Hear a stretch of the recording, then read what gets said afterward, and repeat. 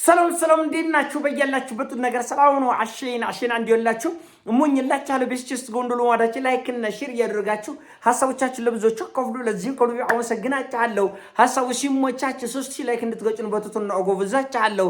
ዛሬ ወደ ሚዛናችን ይዘንላችሁ የመጣ ነው የተወዳጁ አርቲስት ነፃነት ወርቅነህ ባለቤት ለሐውልቱ ምርቃት ከአሜሪካ መጥታለች። በዚህ አጋጣሚ ደግሞ ኢቢኤስ ቴሌቪዥን እንግዳ አድርጎ አቅርቧታል። በዚህ ቃለ ምልልስ ላይ ከ1500 በላይ ኮሜንቶች ወይም ሐሳብ አስተያየቶች ተሰጥተዋል። 1000 የሚሆኑት ስድብ ናቸው እና የስድቡ ምክንያት ደግሞ ኢትዮጵያ ውስጥ ያሉ የሐዘን ምዘናና ቁጥጥር ክፍል ዳይሬክተሮች ናቸው ተሳዳቢዎች። ኢትዮጵያ ውስጥ ሐዘን ሲኦሲ አለ። ትፈተናል። ከልቡ አልቅሳል፣ አንጀቱ ተቃጥላል፣ አልተቃጠለም፣ ፊቱን ቧጭራል፣ አልቧጨረም የሚል ምዘና አለው። ክትትል ሲኦሲ አለ። ኤግዚት አንተ ከሐዘን ስትወጣ ህዝቡ ኤግዚት ይሰጣል። ኤግዚት ኤግዛም ልክ ዩኒቨርሲቲ መውጫ ኤግዚት ኤግዛም እንዳለ ሁሉ ዩኒቨርሲቲ መግቢያ ኤግዚት ኤግዛም እንዳለ ሁሉ ከሐዘን ስትወጣም ህዝቡ ማህበረሰቡ ይፈትንሃል። ይሄን እስቲ ምዘናና ክትትል እቺ በደንብ አልቅሳለች እንዴ? በደንብ እየወላች ነው እየወላ አይደለም? ትገመገማለህ፣ ፈተሻለህ። ለራሱ ግን ህዝቡ ግን ለራሱ እኔ በማትከኝ በነገታው ነው እንትን ክትፎ የሚበላው። አሁን ኢትዮጵያ ውስጥ ያለ ሐዘኖች እንደምታውቁት ሰርግ የሚያስንቅ ነፍሲ ማርሳን አመት ያድርሰን የሚያሰኝ እነት ድንኳኑ ነጭ ነው፣ ወንበሩ ነጭ ነው። ለድግሱ ደግሞ ኬክ በየአይነቱ። አንዳንድ ለቅሶ ስትሄዱ ብዙ ሰው እንደውም ኮሜንት ላይ የአመት ያድርሰን የሚላል። ቢራ ለብቻ እንትኑ መጠጥ ለብቻ፣ ለስላሳ መጠጥ ለብቻ፣ ኬክ 6 አይነት 9 አይነት፣ ቀይ ወጦ፣ ክትፎ፣ ቆቆሎ፣ ቁርጡሎ አለ። ይህ ህዝብ መልሶ አንተ ይጎመግምሃል። አንተ እኮ ያጣው እናትህን ነው። አንተ እኮ ያጣው ወንድምህን፣ አንተ እኮ ያጣው እህትህን ነው። እና አንተ ትዳርን ሚስትህን ሰው ሚስቱን አጥቶ ባሏን አታ እንደገና ሐዘን ኤግዚት ይቀመጣል። ጥቁር በአንድ ወር ነው ያጣች እቺ አውሬ ይሄ አውሬ ይላል። እና ኢትዮጵያ ውስጥ እባካችሁ የሐዘን ሲኦሲ ምዘናና ቁጥጥር ክፍል ላይ ያላችሁ ሰዎች ተባቱን። በቃ ከባለቤት ያወቀ ቡዳ ነው አሉ። ሁሉን ነገር አይፈተፈትም። አንዳንድ ጊዜ ሰዎች ነፃነት መስጠት ያስፈልጋልና ሰው ሲጽናና ደስ ነው ሊላችሁ የሚገባው እንጂ ሰው ትቢያ እንዲለብስ መሆን የለበትም። ሰው ሁሌ ጥቁር ለብሶ ማዲያት ወሮት ጨልሎ ሲሄድ በቃ ከሌማ ከሌን ይወደው ነበር፣ አይወደውም።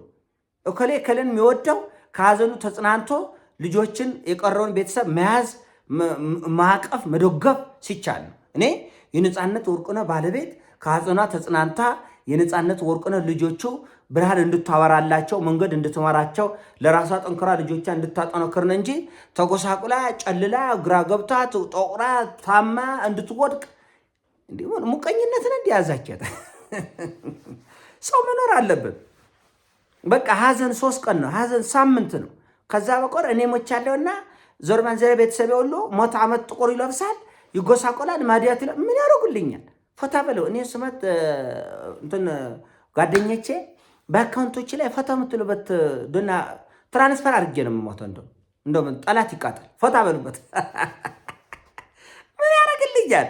እኔ አፈር ከሆንኩ በኋላ ሰው ልጅ እከሌ ጥቁር ለበሰልኝ ነጭ ልበስ ከፈለግ እያለን እዚችን ሩብ ታክል ብንረዳዳ የቱ በደረስን። ታመኩ አይጠይቁም፣ ተቸግረኩ አይጠይቁም፣ ተርበ ወድቀ ተጎሳቅለኩ አይጠይቅም። ልክ ከሞትኩ በኋላ ሲኦሲ ይጀመራል። እከሌ ምን ያህል ጥቁር ለብሳል፣ እከሌ ስንት ቀን ጥቁር ለብሳል፣ እከሌ አበላሉ እንዴት ነው? ኤግዚስት ኤግዛም አለ ኢትዮጵያ ውስጥ። ሐዘን ካለ ሐዘን ሰው ካጋጠመው ማህበረሰቡ ይገመግማል። አቤት አሁን እንዲህ ነው የሚለቀሰው፣ ለእናት አይፈርጡም እንዲህ ይላል። ሂድ ዘርባን ዘር ይፍረጥ። ለምንድን ነው የምመርጠው? ለወዳጆቼ፣ ለጓደኞቼ፣ ለቤተሰቦቼ ከኖር እንደ ሰው ሆኖ መኖር፣ ተፋቅሮ ተዋዶ መከታ ሆኖ መኖር። ከመተቻው በቃ እግዚአብሔር ጋር ይሄዳል። በተስፋ በእምነት ከእግዚአብሔር ጋር ሁሉ ነገር አሸወይናል እና ትለጥጡታላቸው። በጣም የሆነ እንደ ይቀፋል። እኔ እንደዚህ ማህበረሰባዊ ሁኔታችን በነገራችን ላይ ብዙ ሰዎች ከምትጠብቁት በላይ ወደ አደገኛ አቅጣጫ ሄዷል። ብዙ ሰው አሁን ስለ ኢትዮጵያ የሚያወራው ፖለቲካ ብቻ ነው። ማህበራዊ ህይወታችን፣ ስነ ልቦናዊ ማንነታችን እጅግ በጣም ተበላሽቷል። እጅግ በጣም በብዙ ረገድ። እኛ አሁን ይህን ርዕስን አላወራውም። ለምን? ብዙ ሰው ለምቦጭን ስለሚጥል፣ ብዙ ሰው ስለሚያኮርፍ፣ ብዙ ሰው ጭራሽ ወደ ጸብ ስለሚሄድ ይሄ ማህበራዊ ጉዳያችን ተከድኖ ይብሳል። የፖለቲካው ትልቁ ቀውስ እኮ ይሄ ማህበረሰባዊ እይታችን፣ ስልጣናችን፣ ብስለታችን ማነስ እኮ ነው እዚህ ያደረሰን እና ሁሉ ነገር ፖለቲካ ፈቶት ሁሉ ነገር ፖለቲካ አስተካክለው ማስተካከል አለባቸው። የስነ ልቦናችን ውቅር መስተካከል አለበት። ወደድክም ጠላህ ዝም ብሎ በሰው ቤት ገብቶ የሚያስፈተፍት ምን ጉድ ነው? ምን ጉድ ነው? እናንተ እያየናቸው አይደል? እንደ በየቦታው ሀዘን ዘን ነጭ ድንኳን ይጣላል። ነጭ ወንበሩ ነጭ ነው። ድግሱ ክትፎ ነው፣ ቢራ ነው፣ ውስኪ ነው፣ ቁርጥ ነው። ደግሞ ሌላ ሰው ቤት ሄዳችሁ ትገመግማላችሁ። እከሌ ልጇ ሞቶ እንደው በሁለት ወራ ጥቁር ትለብሳል። እናት ሞት እንደ ልጅ ሞቶ ማለት ቤተሰብም እናትም አባትም አብረው ይሙት። ይሄ ነው ፍቅር። ኢትዮጵያ ውስጥ እያለህ እኮ ብትፎክት ብታብድ ጨርቅ ብትጥል ተሳሳት። እስቲ ቤተሰቦች እንደ ኮሜንት ስጡልኝ ለዚህ ነገር።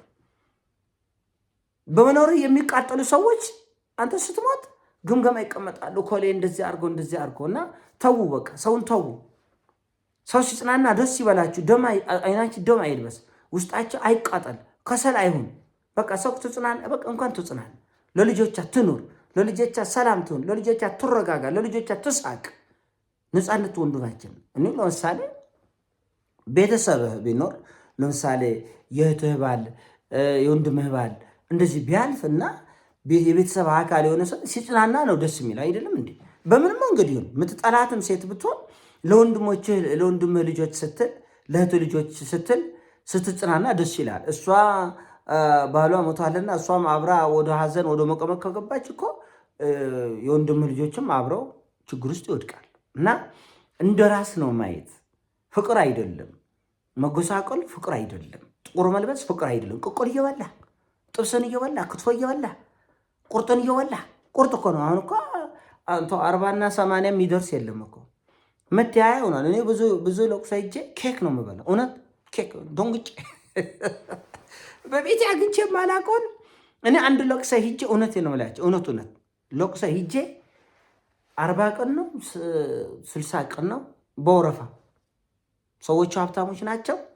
የእዝን ክትፎና እንትን ቁቅል ለዚህ ለቁርጥ በወረፋ እና ከሌ በዚህ ቀን ከሌ ተመዝግቦ እውነት አምና አረጋይ ተመዝግበው 60 ቀን ሙሉ 80 ቀን 60 ቀን ያላቆም ብቻ ማአት ቀን እና ወረፋ መድረስ አቅቶት እንደዚህ እየተያያችሁ እንደገና ደግሞ ሌላው ሰው የሀዘን ሲኦሲ ኤግዚት ኤግዛም በጣም ከባድ ነው። ፈተና ጀምራችኋል እና ፈተና ያላለፈ ሰው ሰፈር ውስጥ የሚገጥመው ስድብ እና ባካችሁን ተው። ዝም ብለ እንደ ዘንዶ አንዴ መዋጥ ከጀመረ ሙሉ በሙሉ ስልቅጥ ካላደረገ አይሆንለትም። እየተጨነቀም ቢሆን መዋጥ የጀመረውን ነገር ይከተና ይጎላገላል።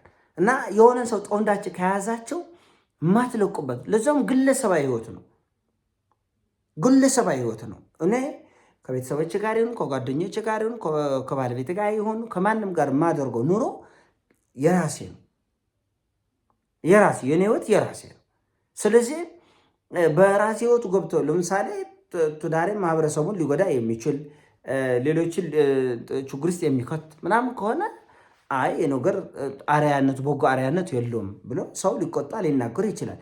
ምንም ነገር ሰው ባልተነፈሰበት ሁኔታ ገብቶ በህይወት በዚህ ደረጃ በዚህ ጥልቀት መፈትፈት ማለት እውነት ከአይምሮ በላይ ነው እና መረጋጋት ብትችሉ ጥሩ ነው። የምንፈተፍተውና ማንፈተፍተው የምንገባበትና ማንገባበትን ጉዳይ ማወቅ፣ መረዳት፣ መጎምጎም፣ መፈተሽ ያስፈልጋል። እንደው ሰዎቹ ምን ይላሉ እኮ ማለት እኮ ያስፈልጋል። በቃ እሱ ነፍሱ ይማረውና እንደው በክፉ በጣም ነውረኝነት ነው እውነቱ ለመነጋገር። ግን እሱ እንደዛ አንድ ቀን ክፉ ነገር ተናግሮበት የማያውቅ ንጹህ ህይወት እንደ ሚስቱ ስም ንጹህ ህይወት የኖረ ሰው ነው። ፈትፋቹ፣ አውኪው፣ ለጣፊው፣ ጋጋሪው በዛ እና እባካችሁን ሰውን ለቀቅ አድርጎ ፋታ ስጠው። አታጣድፉ። እንደ አሪፍ ቦክሰኛ አታጣድፉ። እንደዚህ ብዙ እናቶችንም እንደዚህ ይላል። ሰው ሲረጋጋ እሱማ ልጇን ቀብራ እሷማ ምናምን ይላል። እንዴ ምን አገባ? ምንም አያገባንም። እና ባካችሁን በሰው ግለሰባዊ ህይወት ይህን ያህል ገብቶ መፈትፈት ለዛውም ለመጣል ነው። ለማገዝ ቢሆን ምንም አይደለም። እኔ አሁን የነፃነትን ባለቤትና ልጆች ለማገዝ 100 ቪዲዮ ብሰራ ሀሳቡ ለበጎ ነገር ስለሆነ ችግር የለውም። ለመገፍተር ተስፋ ለማስቆረጥ ሀዘን ማቅ ለማልበስ ከሆነ ግን ጥሩ ነገር አይደለም እና እባካችሁ ኢትዮጵያ ውስጥ ያላችሁ የሀዘን ምዘናና ቁጥጥር ክፍሎች ተረጋጉሉ ማለት ነው። የኔ ሀሳብ ነው። ሀሳብ ሲሞቻችሁ ላይክ አድርጉ፣ ሼር አድርጎ። እወዳችኋለሁ። ፒስ